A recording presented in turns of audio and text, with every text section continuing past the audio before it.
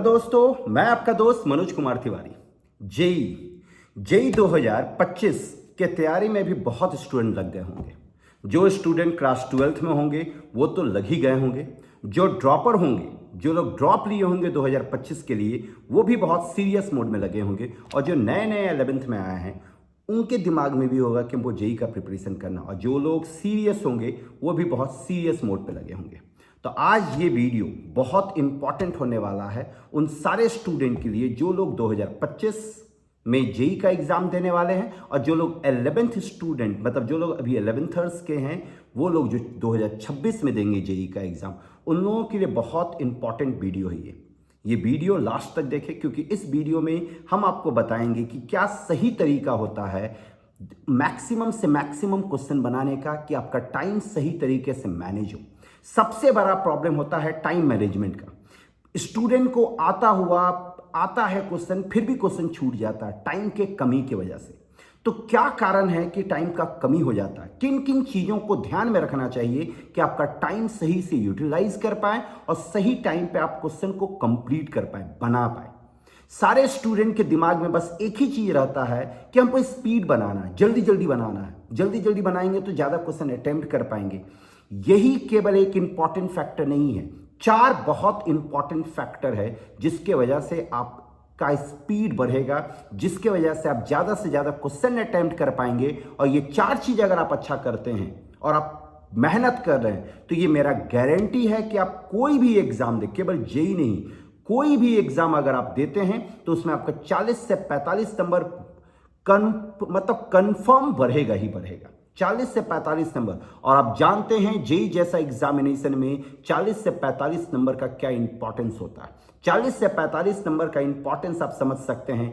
Top most NIT आपको मिल सकता है, या फिर आपको बहुत घटिया एनआईटी, या फिर हो सकता है मेंस ही क्वालिफाई ना कर पाए, ये भी हो सकता है 40 मार्क्स। और यही चीज आपको जेई एडवांस के लिए भी होता है। तो 4 इंपॉर्टेंट पॉइंट। सबसे पहला पॉइंट है कि स्टूडेंट के दिमाग में बस एक चीज बैठा होता है कि स्पीड बनाना। नहीं, आप स्पीड तो आपको अच्छा रखना ही है, लेकिन सबसे पहला पॉइंट जो है, आपको क्वेश्चन को भी बहुत तेजी से एक बार में पढ़ के समझना। आप देखते होंगे कि आपको जो क्वेश्चंस मिलता है, चाहे वो मैथ्स का क्वेश्चन हो, चाहे वो फिजिक्स का क्वेश्चन हो, चाहे वो केमिस्ट्री का क्वेश्चन है। स्पेशली आप फिजिक्स के क्वेश्चन में देखेंगे और केमिस्ट्री के क्वेश्चन में देखेंगे कि मैक्सिमम क्वेश्चन जो होता है आपको 4 लाइन का मिलता है। 4 लाइन से छोटा क्वेश्चन आपको मिलेगा ही नहीं। आप अगर पूरा पेपर पलट के देखें फिजिक्स का, मैथ्स का और केमिस्ट्री का, तो आप देखेंगे 70% क्वेश्चन ऐसा है जिसमें 3 से 4 लाइन का क्वेश्चन होता है। और बहुत सारे स्टूडेंट क्या होता है, बहुत कॉशियस वे में जाते हैं एग्जाम देने के लिए। नतीजा क्या होता है कि क्वेश्चन को अच्छे से समझने के चक्कर में वो एक क्वेश्चन को 2 बार 3 बार पढ़ते हैं। आप जरा खुद सोचिए, अगर एक क्वेश्चन को पढ़ने में आपको 30 सेकंड लग रहा है या 40 सेकंड लग रहा है एक बार पढ़ने में, अगर आप उसको 2 बार या 3 बार रिपीट करते हैं तो आपका 40 × 3 हो जाता है। मतलब 40 सेकंड एक्स्ट्रा आपको लग जाता, मतलब 80 सेकंड आपका एक्स्ट्रा वेस्ट होता। और 80 सेकंड का मतलब होता है 1 minute 10 second, sorry 1 minute 20 second. आप सोच सकते हैं एक क्वेश्चन में आप 1 मिनट 20 सेकंड एक्स्ट्रा दे रहे हैं खाली क्वेश्चन को पढ़ने में और समझने में। इसलिए आपको अभी से ये डेवलप करना चाहिए अपने अंदर ये हैबिट कि आपको एक बार में क्वेश्चन को तेजी से पढ़ के समझना है। एक बार में ही क्वेश्चन को समझना है, एक बार में ही क्वेश्चन को पढ़ के डेटा को अपने दिमाग में बैठाना कि क्या क्वेश्चन गिवन है। ये आपका पूरा क्वेश्चन में अगर आप सारे क्वेश्चन को अटेम्प्ट करेंगे तो आपका कम से कम ये 20 से 25 मिनट बचाएगा। अगर आप एक बार में क्वेश्चन को पढ़ने का हैबिट बनाते हैं, एक बार में क्वेश्चन को समझने का हैबिट बनाते हैं। और ये बहुत इंपॉर्टेंट है, याद रखें, बहुत इंपॉर्टेंट है टाइम मैनेजमेंट के लिए, और ज्यादा से ज्यादा अगर आपको क्वेश्चन अटेम्प्ट करना है तो। दूसरा सबसे इंपॉर्टेंट पॉइंट ये है कि आप बहुत कोई देखते होंगे, specially maths, physics, chemistry, numerical बनाते समय आप देखते होंगे कि क्वेश्चन बनाए, गलत हो गया, काट दिए, फिर से बनाए उसको। आपको ये हैबिट अपने अंदर डेवलप करना है कि आप जो भी क्वेश्चन बना रहे हैं वो सही बनाएं। ये बहुत इंपॉर्टेंट है कि आप जो भी क्वेश्चन बनाए सही बनाए। क्योंकि आप जरा सोचिए, अगर आप एक क्वेश्चन को बनाएं, उसमें अगर 40 सेकंड या 50 सेकंड आप दिए, अगर आप गलत कर दिए, फिर से उसी क्वेश्चन को बनाएं, तो आपका एक्स्ट्रा 40 से 50 सेकंड गया ना।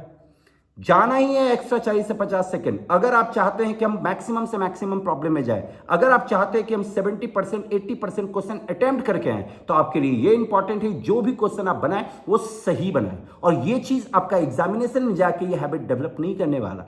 ये हैबिट अगर आपको डेवलप करना है तो आपको अभी से काम करना पड़ेगा उसके लिए। याद रखें, अभी से काम करना पड़ेगा। ये ऐसा नहीं है कि आप अभी गलत कर रहे हैं और एग्जामिनेशन में जाके आपके अंदर कोई सुपरमैन घुस जाएगा और सब सही बनाना शुरू कर देंगे। ऐसा कभी नहीं हो सकता। आपको अभी से ये हैबिट डेवलप करना पड़ेगा अपने अंदर।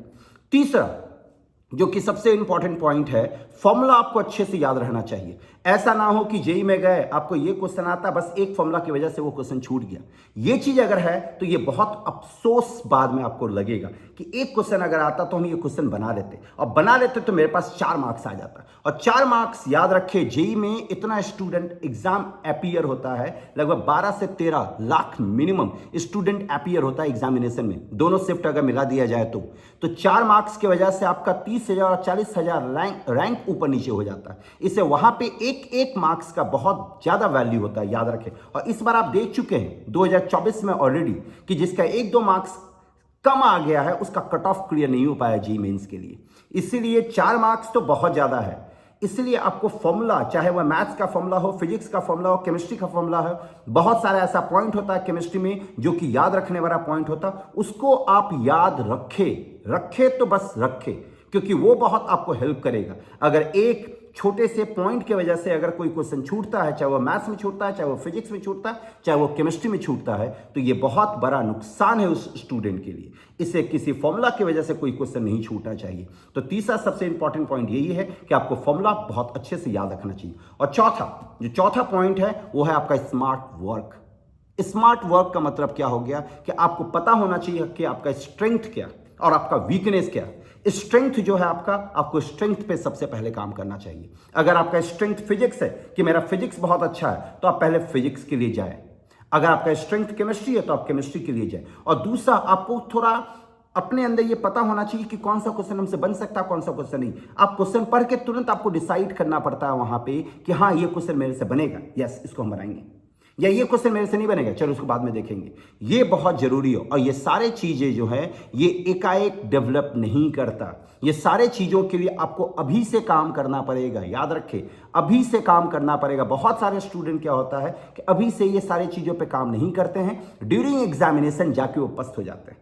नहीं, अगर आप अभी से ये सारी चीजों पे काम करेंगे, प्रैक्टिस करेंगे, अपने आप को प्रिपेयर करेंगे, तो वहां पे जाके आप सुपरमैन की तरह काम करेंगे। याद रखें, इसलिए आपको इन सारे चीजों पे आपको अभी से काम करना है। और ये सारे चीजों पे आप काम करें, हम आपको गारंटी दे रहे हैं कि आपका 30 से 40 नंबर कंफर्म बढ़ेगा। 30 नंबर तो हम कम कह दिए, 40 नंबर आपका कंफर्म बढ़ेगा, बशर्ते आप तैयार किए हुए हैं सब। तब आप कुछ नहीं पर हैं तो वो अलग बात है। अगर आप सीरियस मोड पे जा रहे हैं तैयारी करने के लिए, सीरियस मोड पे जा रहे हैं, सब कुछ अच्छे से प्रिपेयर कर रहे हैं और इन 4 स्पेशल पॉइंट को ध्यान में रखते हैं, तो आपको टाइम मैनेजमेंट के लिए प्रॉब्लम नहीं होगा। आपके पास टाइम रहेगा और आप क्वेश्चन भी बहुत सारा अटेम्प्ट कर पाएंगे और अच्छा मार्क्स भी ला पाएंगे।